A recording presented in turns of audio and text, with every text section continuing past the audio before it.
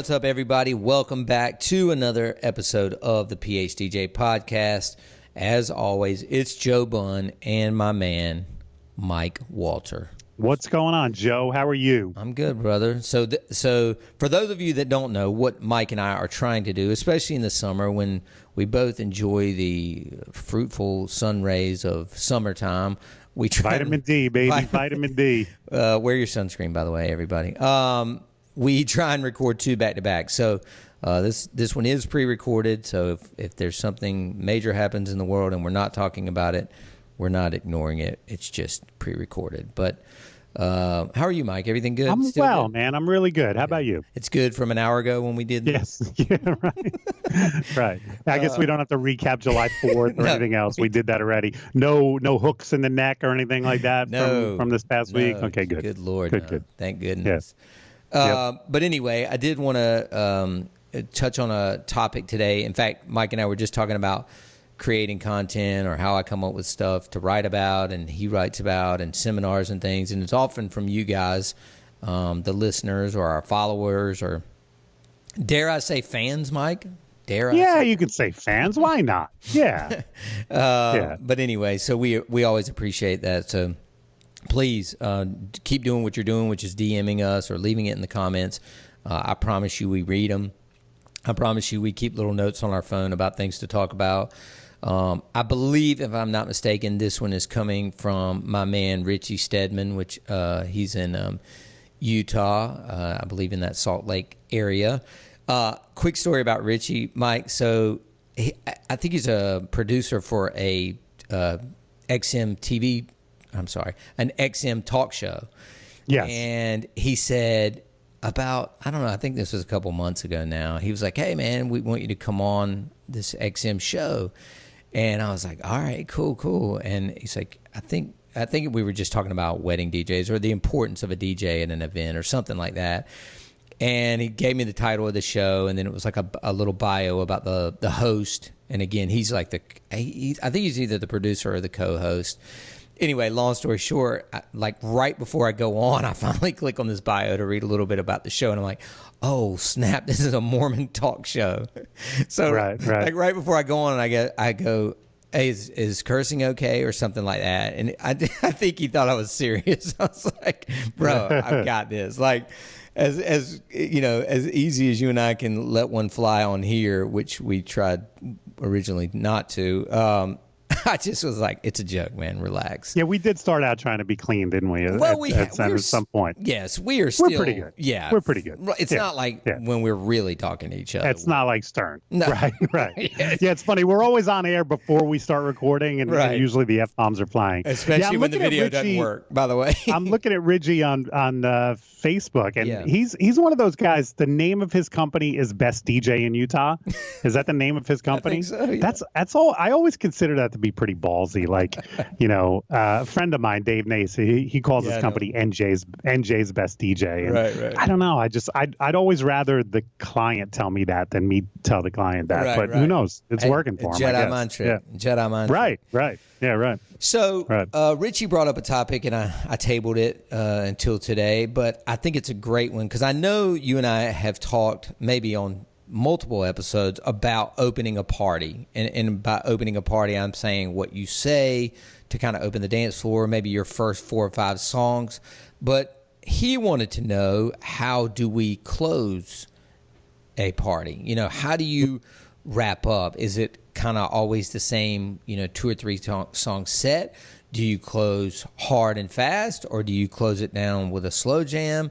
What do you say to get people out to the sparkler exit? What do you say I'm asking a bunch of questions, and obviously I'll circle back. Right. You know, what do you say if, like on our planner, they can choose whatever, sparklers, bubbles, or, you know, I think there's a drop down that even says the party simply ends. Some people here just don't do any sort of formal. And by the way, if anybody is binge listening, so listen to the end of last episode and now the beginning of this, what Joe is talking about is not the sparklers that we offer that shoot up, but you're talking about the handheld sparklers that a lot of people are using now for their exit shot. Correct. So first question, do you provide those, or does the client just buy those? Yeah, no. How does that work? The client or the wedding planner, always. We have never provided those. So you don't don't mark those up, you don't buy them and then mark them up, right?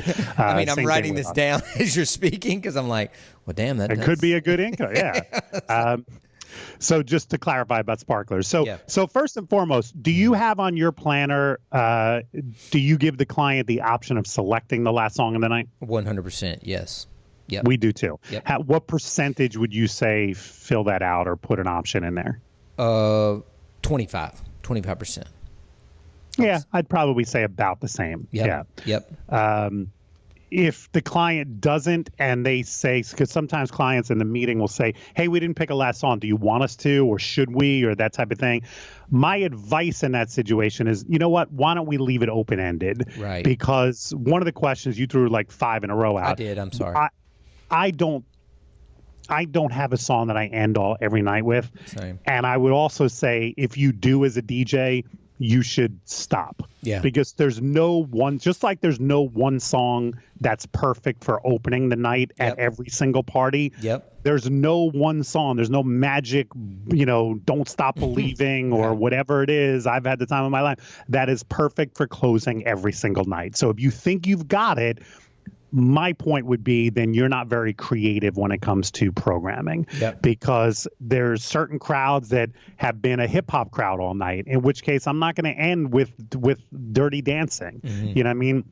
There's certain crowds that are like club heavy all night long. So I'm not going to end with Michael Bublé's Save the Last Dance. So, do I have a folder of last songs that I like to use? No doubt. But there's 30 songs in there. So, and I do prefer, if the client allows me to, and most do, let's leave it open-ended. Let's not lock anything in, and let's wait and see. When I get to 10 minutes before the hour, I'll make a judgment call, and hopefully I'll pick the perfect track for that moment. Now, Mike, I think we have talked about this a little bit, whether it's in face-to-face or on this show. You always end high energy, right? The very, very last song is always when you say always, unless 90... unless the client asks me to. And even if they put, like, let's say they put on their planner, I don't know, Unforgettable by Natalie Cole. Yeah.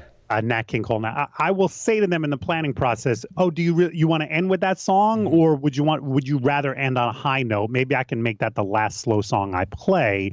But then if they say no, we definitely want to end with that. Okay, by all means. But if that sparks the conversation or opens a door for it, then my advice to them is, let's leave your crowd, wanting more and panting for more. And the best way to do that is to end on a high note. Sure.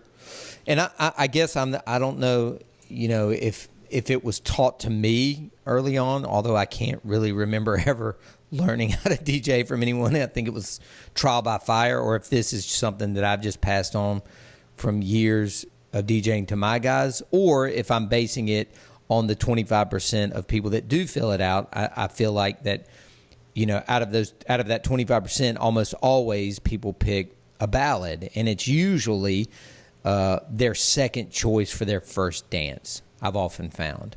So let's say, the first dance is whatever, Ed Sheeran, Perfect. Right. And they wanted At Last was kind of their second. So now they want to end with At Last. Yeah. And again, now I do want to specify this. The last dance, unlike the first dance, is not some sort of a spotlight.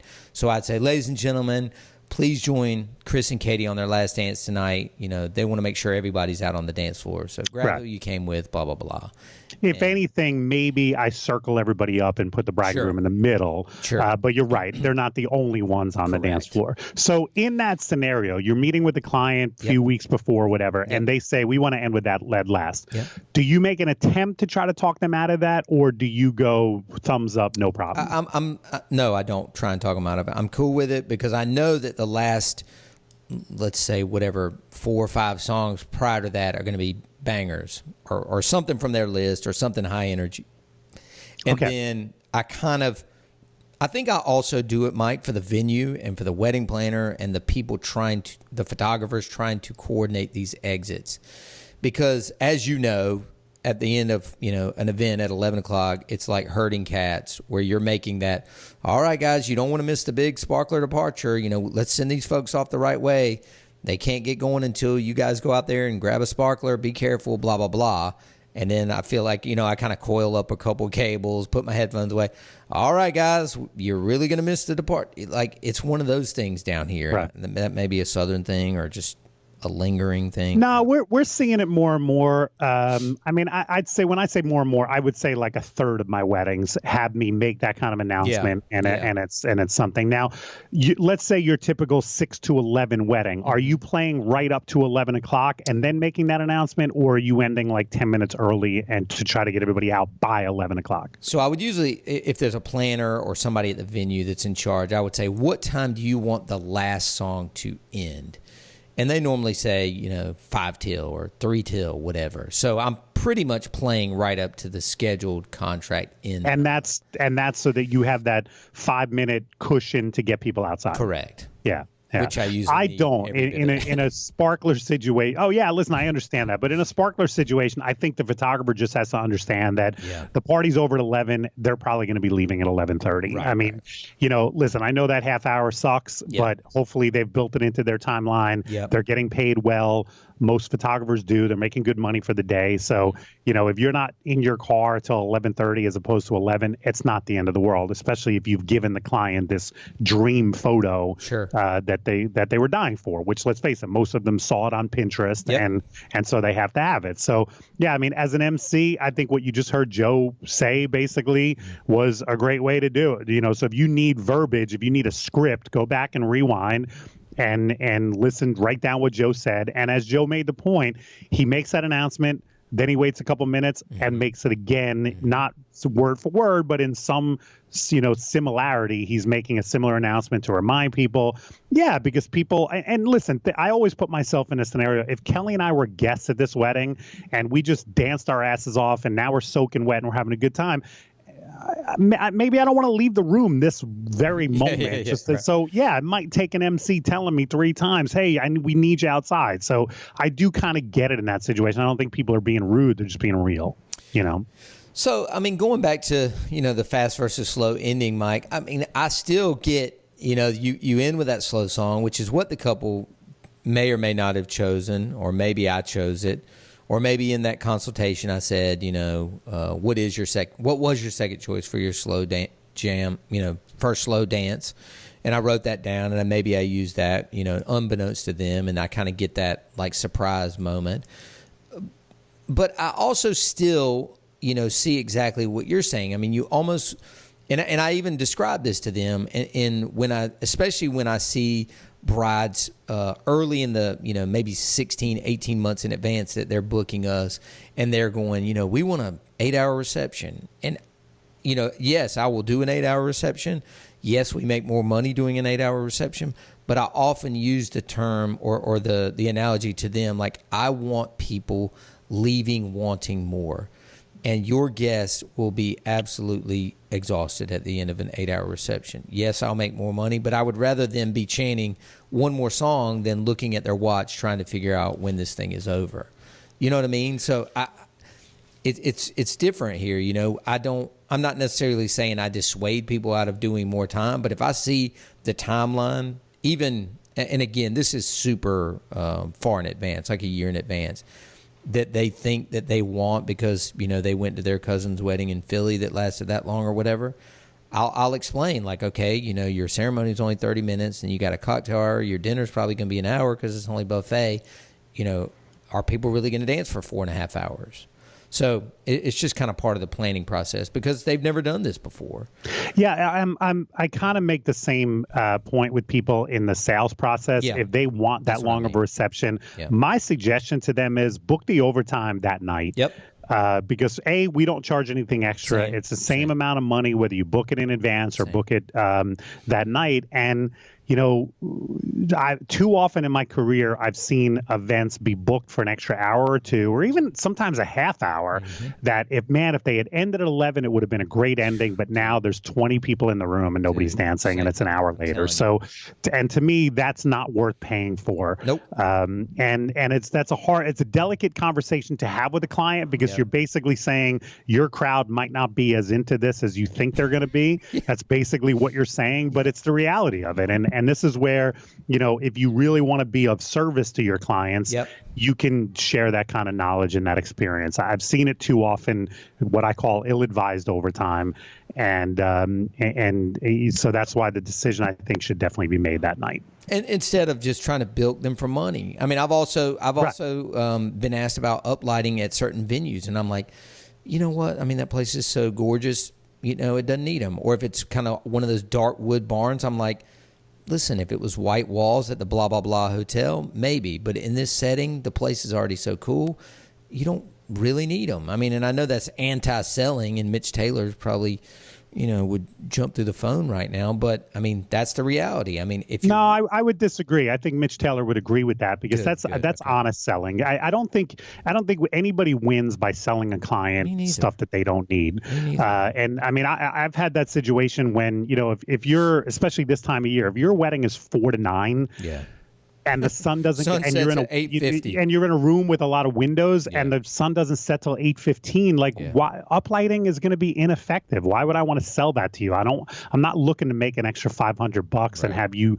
sit there at 7:30 at night going, why did we waste our money on this? So and I think by doing that, I mean, Kelly and I go to a mechanic that's local, and the main reason we go to him is the first time we brought something in, there was a short in a light, and he charged us $6 to fix it. Right. And I mean, Kelly and I don't know anything about cars. He could have handed us a $75 bill, and we would have been like, okay. Right. But that guy won us. Now I know it's different, because in the wedding industry, there's really not a lot of quote unquote repeat business. Yeah. But I still think you kind of win somebody's confidence by being completely honest, and especially if that means not scratching for every dollar that you possibly can. And they pass your name on to the next bride. And they mention you at the venue again and reaffirm that, you were the right choice for them and you should be on that preferred vendors list. 100%. So let's back up a little bit. It sounded to me, I want to make sure I heard it correctly, that even if a client doesn't ask to end the night with a slow song, you will often end it with a slow song. I would. And that your philosophy there is, again, is that for the sparkler exit, or is it just? It's just like, let's say there's no sparkler exit. You'd rather almost like safely land the plane than. It's a bad analogy, but you know what I mean. Is that your philosophy? Yeah. And but I think I was getting to this earlier, and I knew you were going to ask that. So yes, I normally would pull that as the last song, whether it's set on the plane or the party simply ends, or there's a sparkler departure, or there's a white dove release. I don't care, but I would usually pull that as the very last song, as a slow song with, again, everybody out there with the couple. Now, but my point was, circling back to, I still do get after that song sometimes, which seems unlikely, but that one more song chant, or... Well, that was going to be my second part of the question. Right. Is one of the reasons to do that to avoid the one more song chant? Is that your goal? Maybe. I mean, subconsciously, I've never thought about that, but now that you're sitting here bringing it up, I think it could be that. Not that I don't.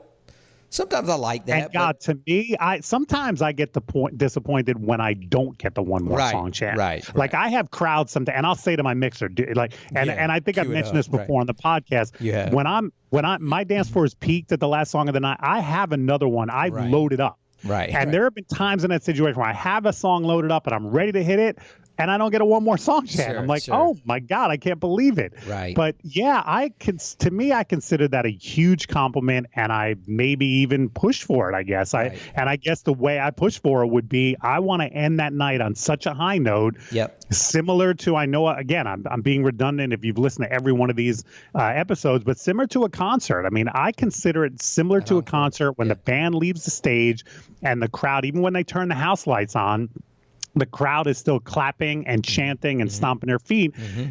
that band backstage has to feel pretty good about that moment, right? Damn So right. I feel the same way, and I milk it that not as long. It's not like I leave the stage, but like I don't hit it right away. I like usually do the whole like hand behind the ear thing. Like, what are you? What? And then I go, you're going to get me in trouble. And then I make a big deal about like hovering my hand over the play button before I finally hit play. Right. To me, that's just, and again, most of the banquet people by us are cool with that extra 4 or 5 minutes. We've talked about this a little bit. Are you allowing for that time, Mike? So like if I am not ending at 10:55 so that one more song gets me to 11. Okay. I'm ending at 11, and if I get the one more song chant and go to 11:04, you know what? The world's not going to end. I've got a couple of banquet hall people that will literally stand next to me and say, cut it off. And in that case, if they're chanting one more song, I look at him and her or go, it's your call. I want to put them on the spot. Don't make me make this decision. If you want to be the jerk and be like, nope, it cuts off at 11. Right. I want the crowd to see right. It was their decision, not mine. But again, most of the banquet people I work with are cool with it. Yeah. You know what? And think about it from the banquet hall's point of view. Right. You can close the bar, so it's not like people are taking up at the bar. And you can literally start stacking chairs. Like if that's what needs to happen in that 5 minutes from 11 to 11:05. Yeah. There's nothing that your banquet staff can't be doing. True. Just because I still have people on. You can stop selling alcohol. Right. The bartender can start packing up the bar. Yep. And I think people consider that turn on the house lights even. Turn the house lights on. Sure. Start stacking chairs, because that's when people go, look, we partied so hard, they're stacking chairs. The house lights are on. That's a compliment to a group that loves to party. So and again, most of my banquet people get it and they're like, play it. Yeah. Yep. We're not talking about a half hour. We're talking 4 minutes. No. You're not going into a new, like a restart set or reset or whatever you call it. Mike, for me, it's funny, but it's very similar to the one more chant thing. What I get a lot of, especially as I do my kind of like final sign off. So, going into that last song, I would say something, ladies and gentlemen, it's the last song of the night. Please join Chris and Katie for this final song. Everybody come on out or whatever, and whatever, Carolina in my mind or At Last, who knows, whatever. Yeah. And then at the end, please, another big round of applause for the new Mr. and Mrs. Miller. Thank you guys so much for spending the night with us, not spending the night with us, but, sticking around. Hope everybody had a great time. Again, sparklers out front, so and so. And then when people clap, I think that's my one more song. It doesn't happen every time, but like around. Oh, so just the crowd's reaction, in other words?